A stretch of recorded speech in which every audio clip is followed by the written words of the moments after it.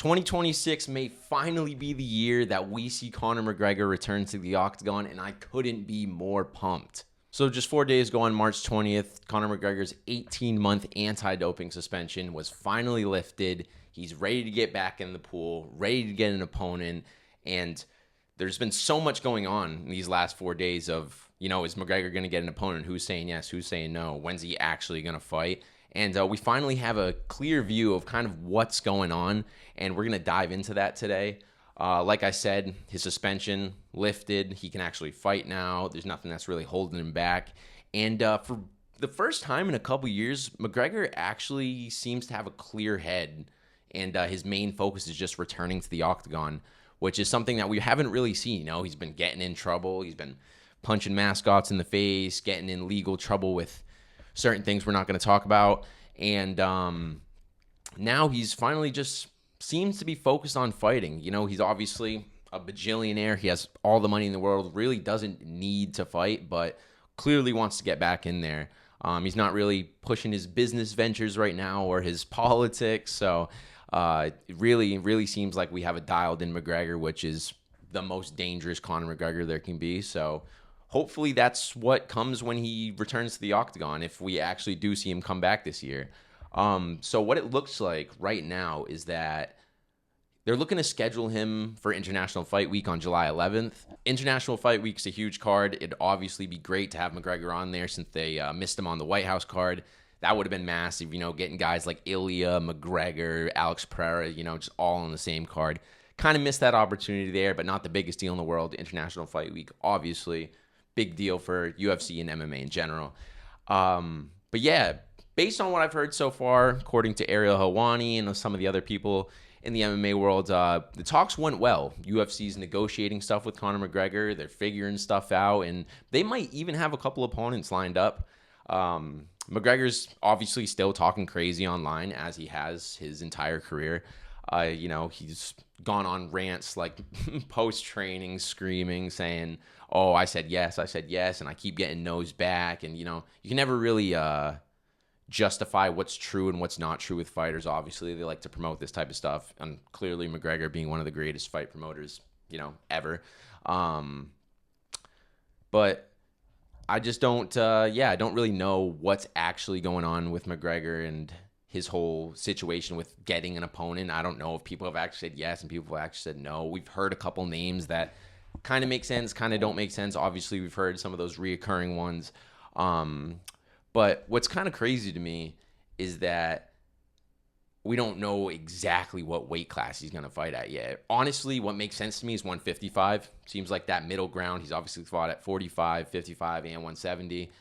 But I don't see him going up to 170 right now. There's so many dangerous fighters there that have kind of just been active and working for that title. Obviously, McGregor's not jumping right into title contention on his first fight back, being out for the last 4 or 5 years at this point.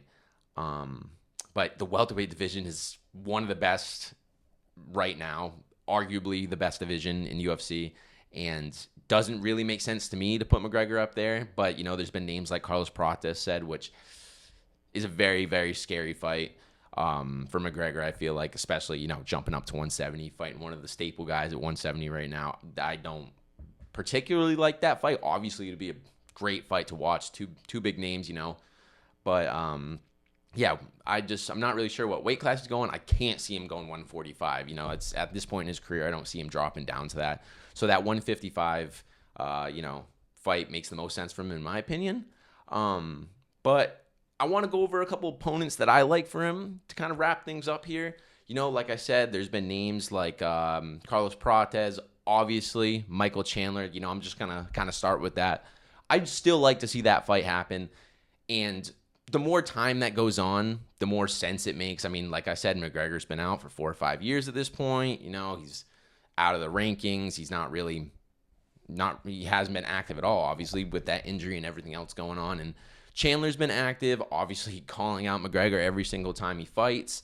So it makes sense to me, both a little bit older guys, and, it doesn't really mean much if McGregor beats Chandler other than like, the Mac is back and maybe you can start rolling him into some more stuff. But, it means more for Chandler to beat McGregor than it does for McGregor to beat Chandler. So, that's kind of the little thing about that fight. So other than the Michael Chandler fight, I have 3 fights that I'd like to see Conor McGregor potentially have. The first one I got is the Max Holloway rematch. To me, this one kind of makes the most sense. Max Holloway just coming off a loss to Charles Oliveira, one of those veteran rematches that everyone loved to see, even though it wasn't the most entertaining fight in the world. But, Conor McGregor, Max Holloway, they fought when they were young. It's a rematch, 10 plus years in the making. Everyone would love that fight. 2 fan favorites going at it. And I don't see Conor McGregor or Max Holloway shooting on one another. So I think it would be a striking masterclass for both of these guys. It's also just a big money fight for the UFC. There's going to be a massive gate on that one. Everyone's going to want to see it. So from a business and fan standpoint, that's a great fight to make. Again, both similar age, both similar experience in the UFC, already fought before. That one would be a really, really good one to make. If we're talking International Fight Week for Conor McGregor's return, we're going to want to pull some big names, I'd assume. I don't think you're going to want to put him up against an unranked guy that's barely made up a name, make it a squash match. I figure you'd want to put up somewhat of a name against him. And I think Dan Hooker, why not? International Fight Week, this guy lives to fight. Again, 2 fan favorites. It's going to be a scrappy fight. I think McGregor definitely has the edge on that fight, so it also gives the UFC a little bit of cushion, maybe to, promote McGregor, get a little win there. I don't see Dan Hooker beating Conor McGregor. I'll come out and say that right away. So I think it would be a win for McGregor, but it would also be a violent fight. And he could honestly probably pack Dan up in 2 rounds if he's, the McGregor that we last saw. But yeah, I really like Dan Hooker. Violent fight for International Fight Week. It's going to be a scrap. I don't want to have McGregor return and, him be on his back for 3 to 5 rounds, wherever you're going to put him in. So Dan Hooker is for me, I think Dan Hooker is a great opponent for him to have. And I don't see why that couldn't be a fight they could make. Dan Hooker pretty much accepts everyone, so I don't think he would say no to McGregor, especially with the payday would come with it. Last potential fight I'd like to see is Conor McGregor versus Paddy Pimblett. I mean, think about that for International Fight Week. It would be a banger. Conor McGregor, obviously a massive name. Paddy Pimblett's been building his name for the last 3 or 4 years and has only gotten bigger and bigger fights. He's coming off of a loss to one of the top guys in the division. This could be a huge fight to make, and it could even catapult Conor McGregor towards the title contention. I think Chandler would be the only ranked opponent that they would give McGregor. I don't see, anyone higher than that. Giving him into the top 5 is just, it's kind of crazy. But 2 fan favorite fighters, Paddy Pimblett, Conor McGregor, they have countries behind them. It'd be a great fight, from not only from the fight standpoint, but from the build-up, the fans, International Fight Week. I mean, the pop on that crowd would be ridiculous. I really like that fight. Out of all of them, out of Max Holloway, Dan Hooker, Paddy Pimblett, and Michael Chandler, I like Paddy Pimblett first out of all those fights. Although Max Holloway's right there, Paddy Pimblett versus McGregor 1, Max Holloway versus McGregor 2. Definitely, in my opinion. I would honestly so much rather see Conor McGregor versus Paddy Pimblett than Conor McGregor versus Max Holloway. I think that Paddy Pimblett fight is a much better fight. It's definitely a harder challenge than some of the guys I listed off. I think he could have success against anybody on that list, but I think Paddy Pimblett's probably the hardest fight other than Max Holloway, maybe. Feel like Paddy's probably cracking harder at 155, so, there's the power aspect there. But I'd love to just see Conor McGregor come back in general. I simply do not care who his opponent is once they announce it. I will be completely happy. I just want to see him get back into the octagon.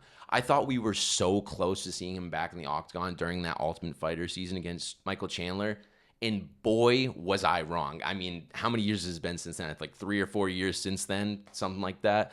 So just having Conor McGregor back would be huge, and it would make me very happy. I got into this sport kind of because of McGregor. That's, he was one of those first guys that I saw, promote the sport in such a special way. And, he's built the sport up. He really has. He's been a staple guy for the UFC. He's very, he's very responsible for a lot of the UFC's success. So truly, to see Conor McGregor come back, it would be awesome. As a Conor McGregor fan, it would be really, really sick to see him come back this year. So that's going to do it for today. For all your MMA media needs and highlights, follow Combat Wire, and we will see you in the next video.